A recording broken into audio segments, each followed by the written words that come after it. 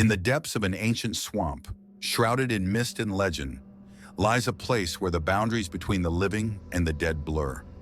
This is the realm of the Southern Cannibal, a figure whispered about in hushed tones, whose lair is said to be the epicenter of unspeakable horrors.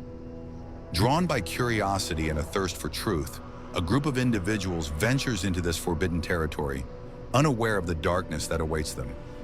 What they encounter is more than just a legend. It's a living nightmare that will test their courage, sanity, and will to survive. As the swamp reveals its secrets, they must navigate a landscape of terror where every shadow hides a threat and every whisper beckons them closer to the abyss. The story unfolds in layers, each one darker and more twisted than the last, leading to an inevitable confrontation with the horrors that dwell within the lair. Yet, even as they fight for survival, they cannot escape the sense that some truths are better left buried.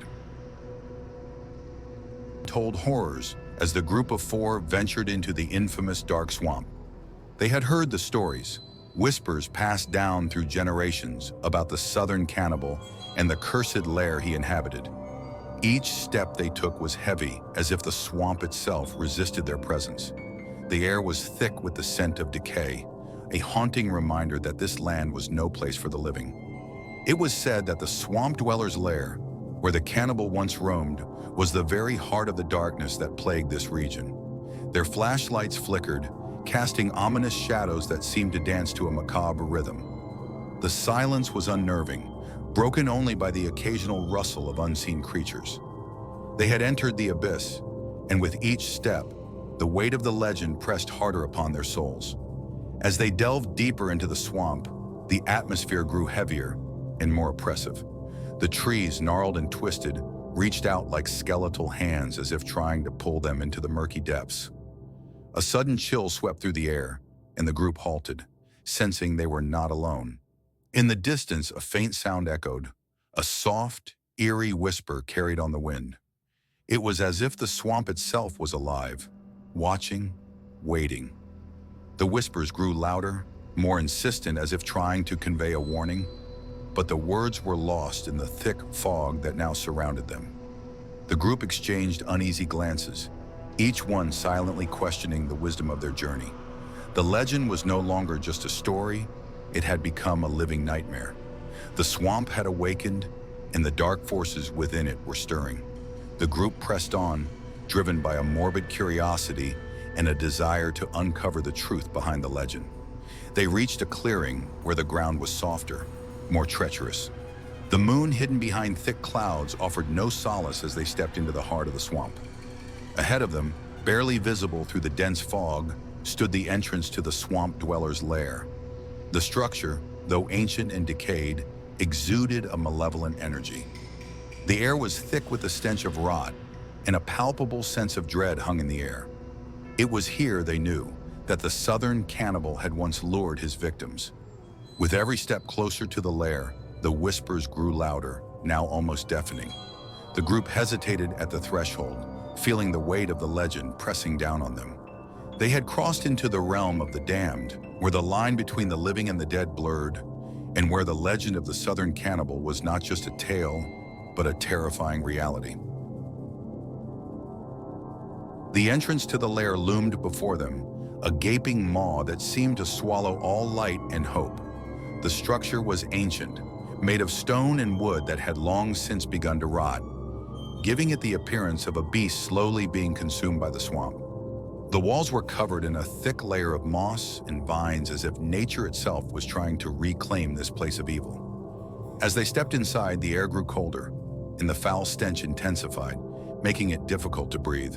The interior was dark, with only their flashlights to cut through the suffocating blackness. Every creak of the floorboards, every distant drip of water, seemed amplified in the oppressive silence. It was as if the lair itself was alive, watching their every move, waiting for the right moment to strike. As they ventured deeper into the lair, the group couldn't shake the feeling that they were being watched. Shadows moved in the corners of their vision, always just out of sight, but close enough to send chills down their spines. Suddenly, a loud crash echoed through the halls, and the group froze. Their flashlights swept across the room, revealing nothing but empty space. Then from the darkness, a low, guttural growl emerged, a sound so unnatural that it made their blood run cold. The air grew thick with a sense of impending doom as the growl intensified, reverberating through the walls. Panic set in as they realized they were not alone. Something was in the lair with them, something old and hungry. The legend of the Southern Cannibal was no longer a distant tale. It was a living, breathing nightmare, and they were trapped in its clutches.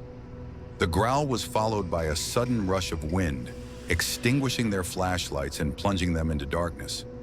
In the chaos, one of the group members screamed, a scream that was abruptly cut off. The others fumbled with their lights, desperately trying to illuminate the space around them.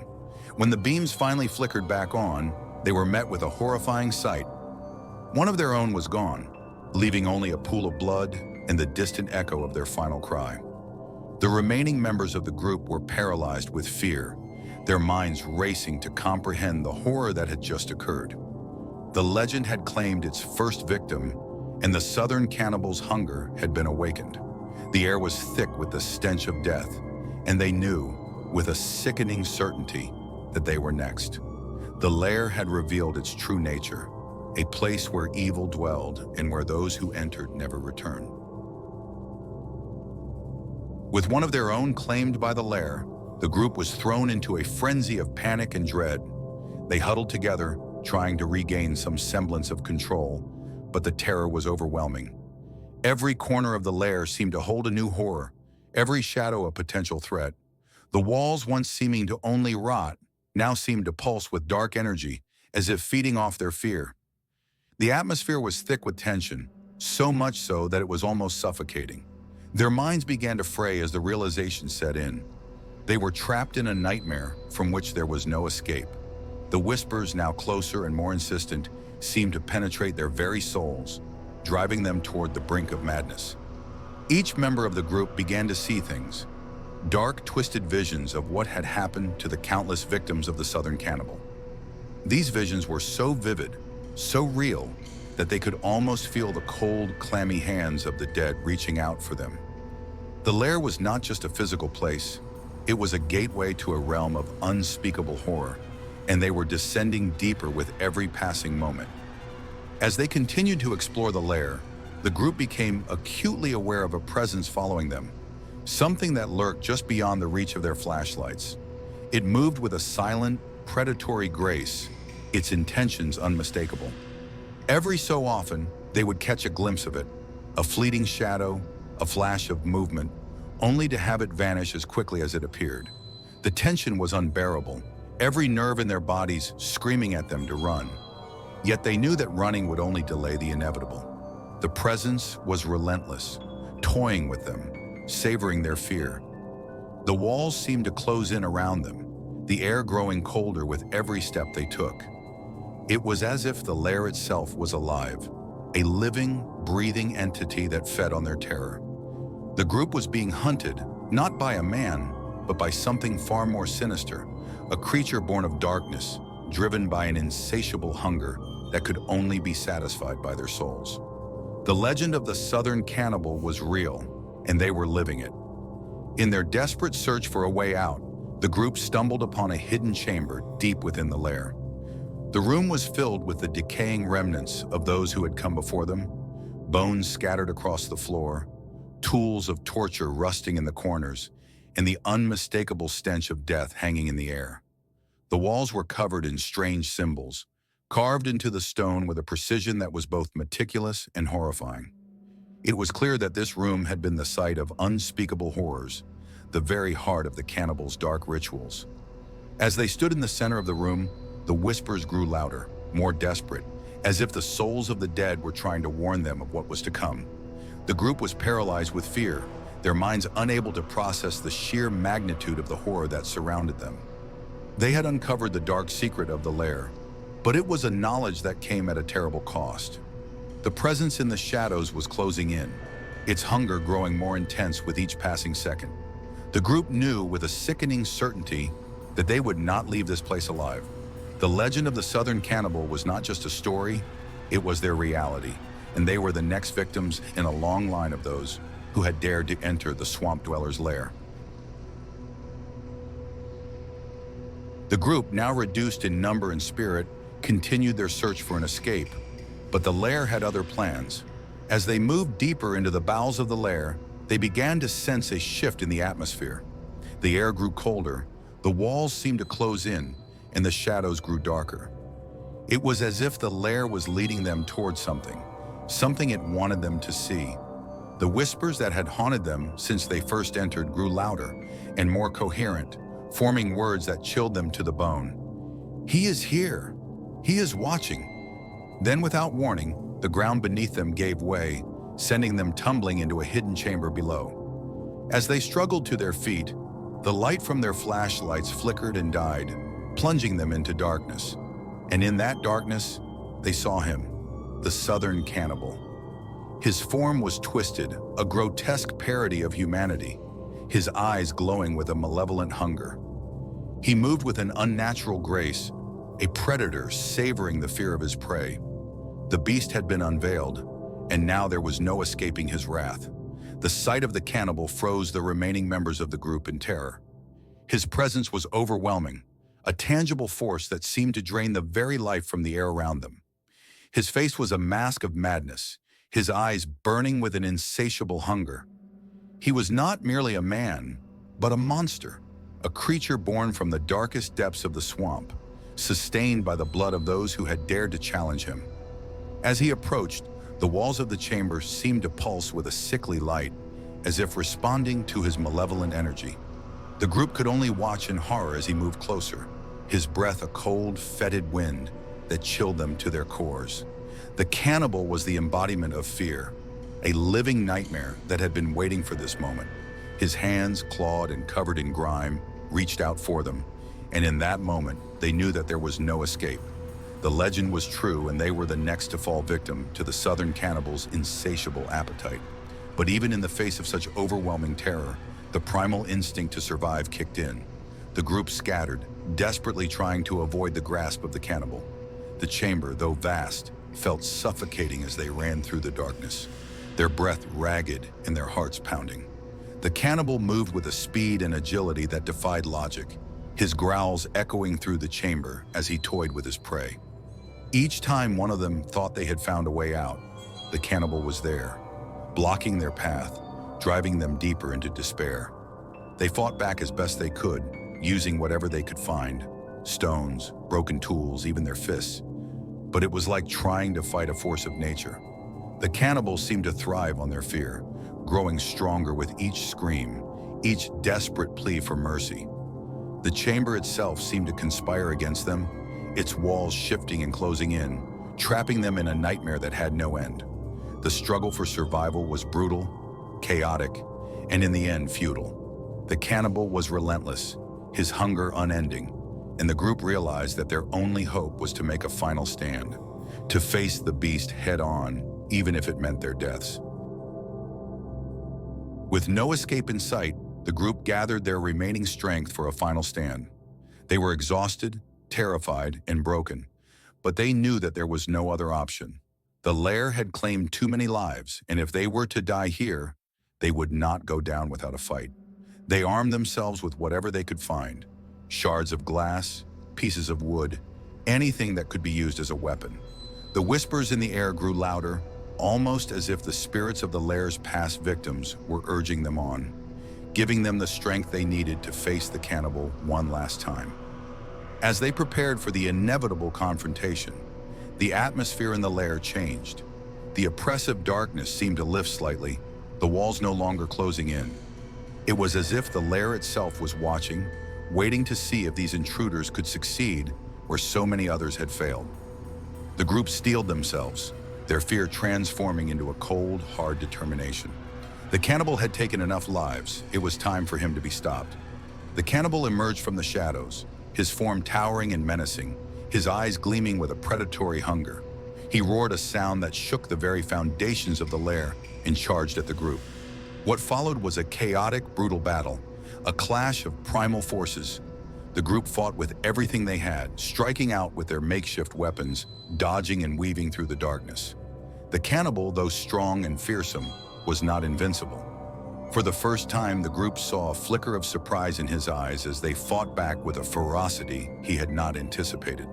But the cannibal was cunning, using the lair to his advantage, retreating into the shadows only to strike again from a different angle. The battle raged on, the chamber filled with the sounds of screams, growls, and the sickening crunch of bone. Each time it seemed the group had the upper hand, the cannibal would come back stronger, more vicious. The lair seemed to pulse with his energy, the very air crackling with malevolence. It was a battle of wills, a fight to the death, and the group knew that only one side would emerge victorious. As the battle reached its climax, it became clear that not all of them would survive. The cannibal's strength was waning, but so was theirs. In a moment of desperate clarity, one of the group members made a decision. They would sacrifice themselves, drawing the cannibal's attention and giving the others a chance to escape. With a scream of defiance, they charged at the cannibal, driving a sharpened piece of wood into his side. The cannibal howled in pain, turning his full fury on the one who had dared to challenge him. The others watched in horror as their friend was torn apart, but the sacrifice had bought them precious seconds. With a final, desperate push, they struck the cannibal with everything they had, driving him back into the darkness from which he had emerged. The lair seemed to shudder, the walls groaning as if in pain, and then, with a deafening crash, the chamber began to collapse. The surviving members of the group fled, their hearts pounding, their minds reeling from the horror they had just witnessed. They did not look back as the lair crumbled behind them, bearing the Southern Cannibal and his cursed legacy under a mountain of rubble. As the lair began to collapse, the remaining members of the group knew they had only moments to escape. The ground beneath them shook violently, cracks spiderwebbing through the stone floor, and the walls groaned as they buckled under the weight of the collapsing structure. The air was thick with dust and debris, making it hard to see or breathe. But the group had no choice. They had to move quickly if they were to survive. The lair was a maze, its corridors twisting and turning, and in the chaos, it was easy to lose direction.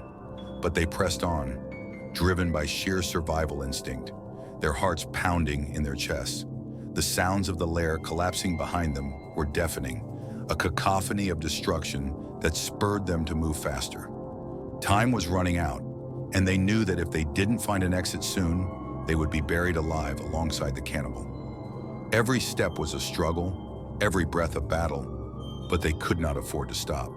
The lair was coming down and they were racing against time. Just when it seemed all hope was lost, one of them spotted a faint light ahead. It was dim, almost imperceptible through the dust and debris, but it was there, a glimmer of hope in the darkness. With renewed determination, they pushed forward, the light growing brighter with each step. The air became fresher, the walls less oppressive, and they could feel the ground leveling out beneath them. The sounds of the collapsing lair grew more distant, replaced by the sound of their own ragged breathing and the pounding of their hearts. Finally, they broke through the last barrier of rubble and stumbled out into the open air. The swamp stretched out before them, dark and foreboding, but it was a welcome sight after the horrors they had just endured. The sky above was clear, the stars twinkling like distant beacons of safety. They had made it. They were free. But even as they breathed in the fresh air, they could not shake the feeling that something was still watching them, that the darkness of the lair had followed them out into the world. Though they had escaped with their lives, the group was forever changed. The horrors they had witnessed, the sacrifices made, and the terror they had endured would haunt them for the rest of their days. The Southern Cannibal's lair had claimed many lives over the centuries, and while they had managed to escape its clutches, they knew that they had paid a heavy price. The swamp, once just a foreboding place of legend, had become a living nightmare, a place where evil had taken root and thrived. The weight of their experiences bore down on them, making each step away from the lair feel like a struggle. They knew that they would never truly be free from the darkness that had touched their souls. The memories of their fallen friends, the sight of the cannibal's twisted form, and the oppressive atmosphere of the lair would linger in their minds, a constant reminder of the price they had paid for survival. The legend of the Southern Cannibal was not just a story, it was a living, breathing force of malevolence that had marked them for life. As they made their way through the swamp, the whispers of the dead seemed to follow them, a haunting echo of the terror they had faced. They had survived, but at what cost? The question lingered in their minds unanswered as they disappeared into the darkness of the swamp, leaving the lair and the nightmare behind. The group's return to civilization was met with disbelief and suspicion. They were ragged, pale, and haunted, their eyes hollow from the horrors they had witnessed. When they tried to tell their story, few believed them. The legend of the Southern Cannibal was just that, a legend, a tale to scare children and keep curious souls from venturing too far into the swamp. But the group knew the truth. They had faced the beast, seen the lair, and barely escaped with their lives. The townsfolk whispered behind their backs, labeling them as mad or liars, but the group didn't care. They had no desire to prove themselves, only to find some semblance of peace after what they had endured. But peace was elusive. Nightmares plagued their sleep, and in the quiet moments of the day, they could still hear the whispers of the lair, calling them back. The darkness they had escaped seemed to have followed them, casting a shadow over their lives that they could never fully escape. As the years passed, the group drifted apart, each one trying in their own way to cope with the trauma they had experienced. Some sought solace in isolation, moving far away from the town and the swamp, hoping to leave the memories behind. Others threw themselves into their work or into building new lives, trying to forget the past. But no matter where they went or what they did, the memory of the lair and the Southern Cannibal remained, a dark stain on their souls. Occasionally they would hear rumors, stories of strange happenings in the swamp, of disappearances and sightings of ghostly figures. The legend of the Southern Cannibal refused to die, growing stronger with each retelling. And with each new story, the group was reminded that they had only escaped a part of the horror. The swamp was still there, still hiding its dark secrets, still hungry for more victims. The lair may have collapsed, but the evil that had taken root in that place had not been fully vanquished. In time, the group members began to die, one by one under mysterious circumstances. Some succumbed to strange illnesses, others to tragic accidents, but all shared the same haunted look in their eyes as they passed. It was as if the lair had reached out from beyond the grave to claim them, one final act of vengeance from the Southern Cannibal. The last survivor, now old and frail, knew that their time was coming. They could feel the darkness closing in, the whispers growing louder with each passing day. In their final moments, they realized the truth. The legend of the Southern Cannibal could never be truly defeated. It was a part of the swamp, a part of the land itself, and as long as the swamp existed, so too would the cannibal's spirit. The last survivor died alone, their face twisted in fear, a reminder of the horrors they had faced all those years ago. And with their death, the legend was reborn, stronger than ever. New stories began to circulate, tales of a cursed swamp where the dead walked and the Southern Cannibal's ghost hunted those foolish enough to enter. The lair may have been buried, but the evil it housed would never rest. The swamp remained a place of darkness and death, a reminder that some legends are more than just stories. They are warnings meant to be heeded. And so the tale of the Southern Cannibal lived on, passed down through generations, a story of horror and survival that would never be forgotten. Are you craving more spine-chilling tales? Subscribe now and hit the notification bell to never miss a new story. Join us for more terrifying journeys into the unknown, where suspense and horror lurk around every corner. And don't forget to share your thoughts and suggestions for our next video in the comments below. We'd love to hear from you. Stay tuned if you dare.